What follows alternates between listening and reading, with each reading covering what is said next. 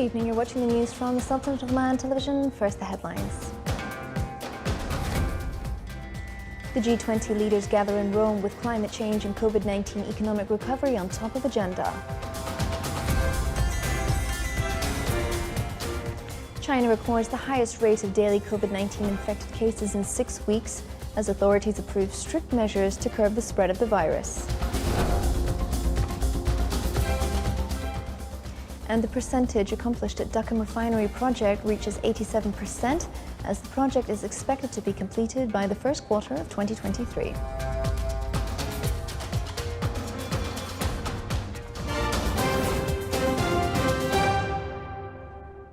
Those are the headlines, and now for the news in detail. Leaders of the world's most advanced nations met today at the G20 summit in Rome, hoping to hammer out a way forward on climate change and vaccine equality, with consensus still outstanding on the most pressing global issues. In their first in-person gathering since the start of the COVID-19 pandemic, the relaunch of the global economy will also be front and center on the two-day agenda, while the bloc is likely to approve a minimum tax rate for the biggest multinationals. But looming over the talks is pressure to make headway on tackling global warming before they join a wider group of world leaders gathering for the COP26 Climate Summit in Glasgow, which starts tomorrow. G20 host and Italian Prime Minister Mario Draghi addressed the assembly group of leaders ahead of the closed-door meeting. G20 heads of state arrived this morning at Rome's futuristic convention center, known as Nuvola Cloud in Europe, a southern Rome district built by Benito Mussolini to glorify his regime.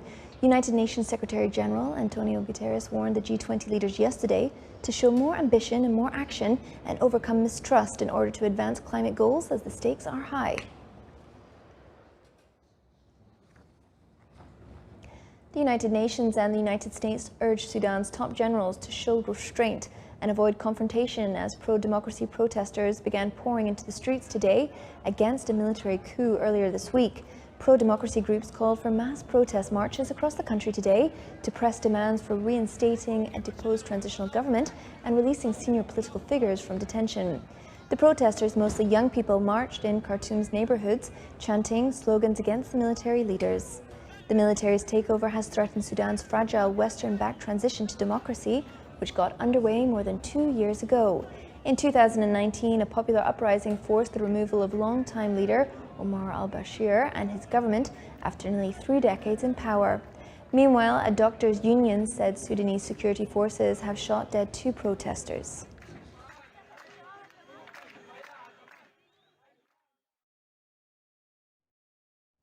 A health official said China's latest COVID-19 outbreak is developing rapidly as the authorities demanded high vigilance at ports of entry and growing infections in northeastern border city caused by the virus arriving from abroad.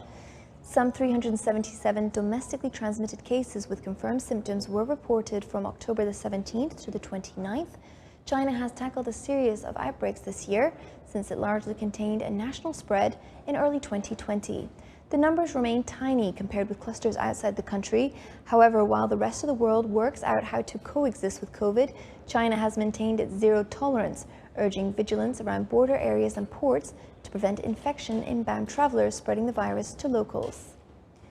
Haihe, a small northern east city of 1.3 million people that lies on China's side of the Amur River on the border with Russia, reported 26 local cases yesterday, a sharp increase from 9 on October 28th and just 1 on October 27th. China has already fully vaccinated about 75.8% of its 1.4 billion population and is giving eligible adults a booster shot.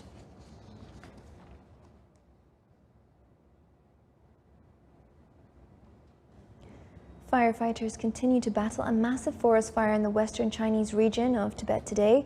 The forest, mostly planted with spruce and pine in Jeju country, burst into flames on Wednesday afternoon. 49 residents in 10 households have been relocated to safety zones nearby. No casualties have been reported. 1,100 emergency workers have been deployed to join the operation today. Fire breaks were set up to prevent the fire from spreading. Local authorities said the investigation into the cause was still underway.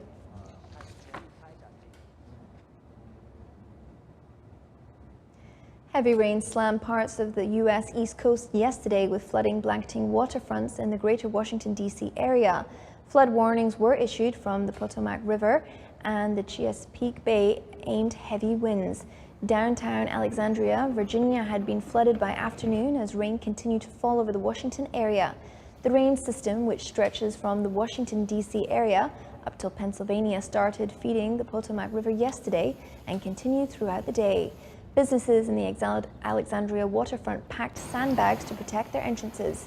Several people walked through the knee-deep floodwaters. The water level rose dramatically and quickly from ankle-deep to several feet in just 2.5 hours. Flood levels are expected to recede with low tide, but expected to rise again at night.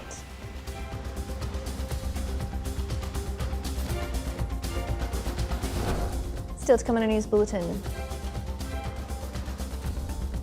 The Oman Cancer Association organized a bike ride as the part of the cancer awareness campaign.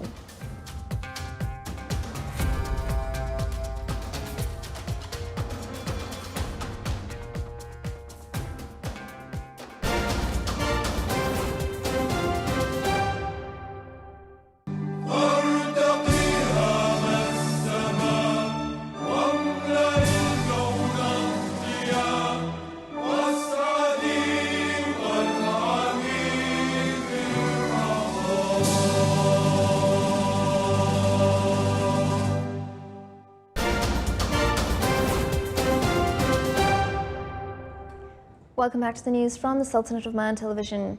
The percentage accomplished at Duqm refinery project reached 87%, as the project is expected to be completed by the first quarter of 2023. Around 477,000 cubic meters of concrete were used in the project until the end of September, and 7,000 tons of steel. Around 138 million work hours were spent at the project until the end of last September, while the total number of workers working on the project reached 17,954. The cost of the Duqm refinery project amounts to $8 billion and is considered the biggest joint project between the Sultanate of Oman and Kuwait in the field of refineries and petrochemicals.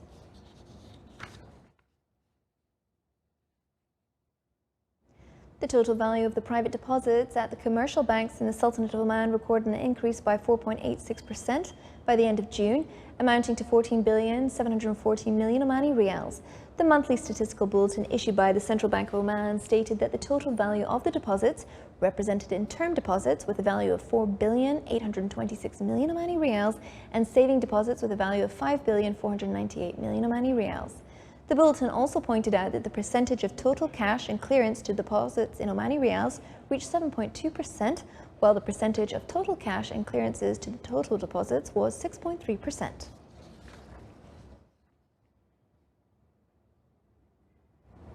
The Anglo-Omani Society held a ceremony in London to strengthen close relations between the two friendly countries. It was attended by His Excellency Abdulaziz bin Abdullah Al Hanahi, the Sultanate's ambassador accredited to the United Kingdom, and His Excellency James Cleverly, Minister of State for the Middle East and North Africa, at the Foreign and Commonwealth Office, who valued the Omani exerted efforts in supporting the existing relations binding the two countries. A number of politicians, diplomats, and businessmen from both sides participated in the event. They discussed current regional and international issues, in addition to investment, scientific, and other opportunities in various fields.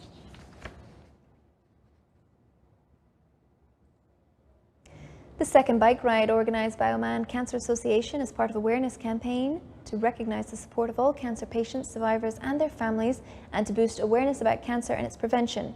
More details in the following report. As a part of awareness campaign, Oman Cancer Association has organized its second bike ride to recognize the support of all cancer patients and survivors, and highlighting the importance of leading a healthy lifestyle through practicing regular exercises. The cycling event took place early morning today to boost awareness about cancer and to honor those who have lost and those who are fighting, with the hope that they will have better outcomes from their treatment.